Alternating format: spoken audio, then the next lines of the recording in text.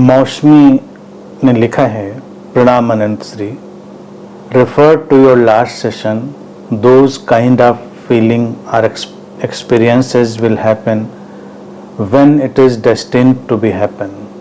Sometimes my mind is so impatient that it doesn't allow me to be aware, whereas sometimes it's so quiet that I can notice small sensations, emotions. Please guide. मौसमी कहती हैं कि जो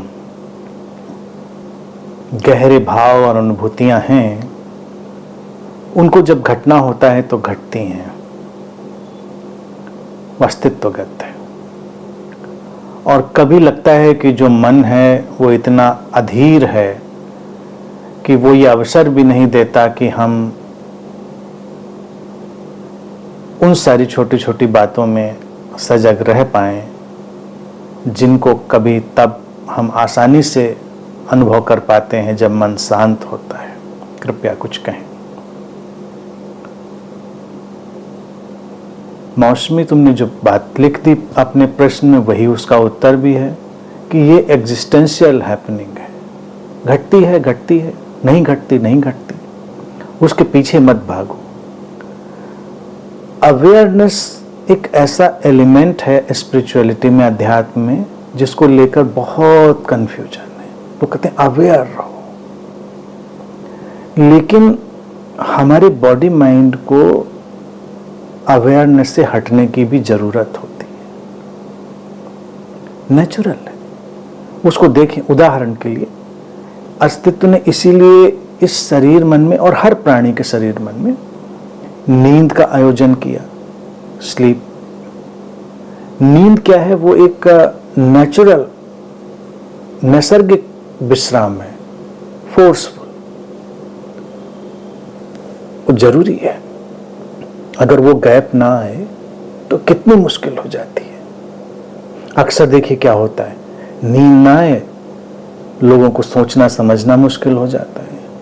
अगर कई दिन तक उनको सोने ना दिया जाए, स्मृति धुंधली पड़ने लगती है, जो कॉग्निटिव प्रोसेस हैं वो सब ब्लर्ड होने लगते हैं, इंसान के रिफ्लेक्सेस डिस्टर्ब होने लगते हैं, उसका पूरा जीवन अजीब एक उथल पुथल से भर जाता है। क्यों?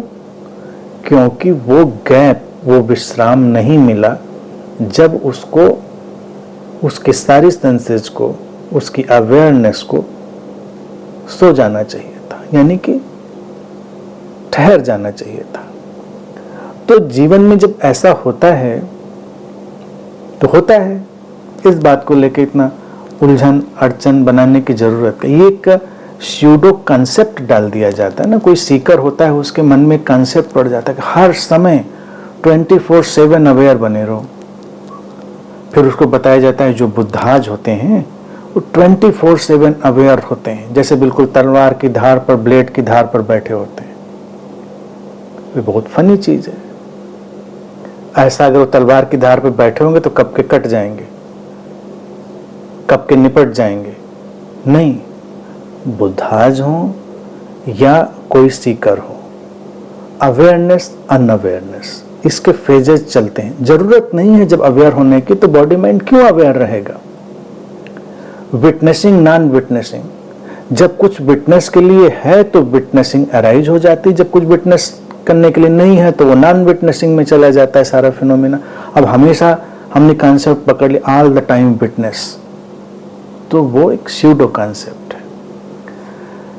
कई बार क्या होता है ना कि हमारा जो शरीर है और शरीर के साथ संयुक्त जुड़ा हुआ हमारा मन, वो एक ही फ्लो है, बॉडी माइंड, इसीलिए मैं लगातार उसको कहता हूं एक ही साथ। उसको ज्यादा पता होता है कि कब हमको कितना चौकन्ना हो जाना है और कब कितना चौकन्ना नहीं होना है। हमको नहीं पता होता, हम बाद में लौट कर देखते हैं कि ये तो हमको ज्यादा वहां पर चौकन्ना होना चाहिए था, हमको वहां पर ज्यादा अवेयर होना चाहिए था। ये बाद की एनालिसिस है। शरीर को जरूरत नहीं थी तो नहीं हुआ। इसीलिए देखिए शरीर में बहुत सारी जो क्रियाएं हैं वो जो बहुत जरूरी होती हैं, उसको नेचर ने अपने आप सेट कर रखा है, उसमें हमारी जरूरत भी नहीं कि जैसे अभी आंख के पास कुछ गिर रहा हो हमारी आंख में, पलक एकदम से झपक जाएगी। हमको अवेयर रहने की जरूरत नहीं होगी कि हम बाद में कहें कि लो आंख में आके तिनका गिर गया, धूल गिर गई, कोशिश तो बहुत अवेयर रहने करी थी कि पलक झपका लेंगे मौके पे, वो नहीं झपका पाए। वो कभी कभी झपका लेते हैं, नेचर मौका नहीं देती क्योंकि जरूरी है, आपको नुकसान पहुंच सकता है, तो वो डिफॉल्ट एक्शन एकदम से जो प्री रिकॉर्डेड एक्शन है वो होगा। हमारी अवेयरनेस की मांग नहीं करेगा शरीर कि आप अवेयर हो ना हो। इसी तरह से जब कोई सडन डेंजर पैदा होता है, आकस्मिक कोई खतरा पैदा होता है, तो आकस्मिक खतरे में भी हमारा शरीर मन हमारी अवेयरनेस का इंतजार नहीं करता कि भाई जागो, अवेयर हो, अब कुछ करो, भागो। नहीं, वो अचानक एक हार्मोनल रश, हमारे केमिकल रश हमारी बॉडी में देगा और हम भाग खड़े होंगे। अगर हम नहीं भाग रहे हैं तो इसका मतलब वो अर्जेंसी नहीं है, वो चीज नहीं अभी हमारे सामने आई है। घर में आग लग जाए तो आप बैठ के ये नहीं सोचेंगे कि देखो हमको अवेयर होके निकलना है, बिल्कुल तैयारी से निकलना है हमको। सोचेंगे, उठेंगे, निकल जाएंगे।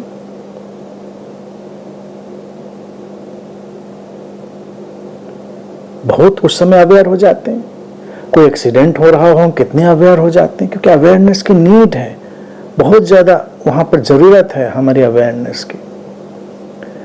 तो अवेयरनेस को एक बहुत ही सूदिंग, रिलैक्स्ड फ्लो की तरह से रखना है।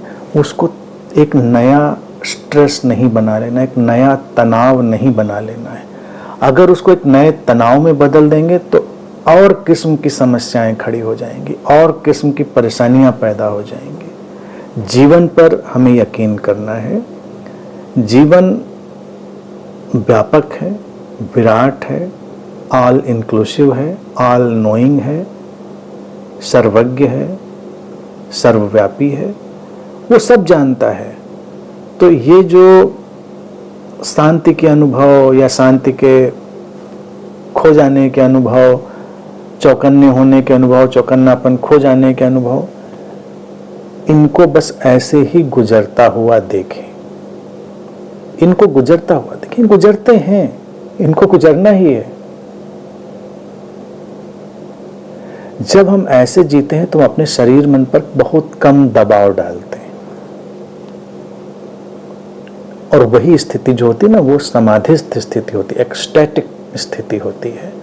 तो मौसमी कोई तनाव भी अवेयरनेस का नहीं लेना है। अवेयरनेस हमारे जीवन को ज्यादा सुंदर, समृद्ध बनाने की एक प्रक्रिया है, वो जीवन को और तनावपूर्ण बनाने की प्रक्रिया नहीं है।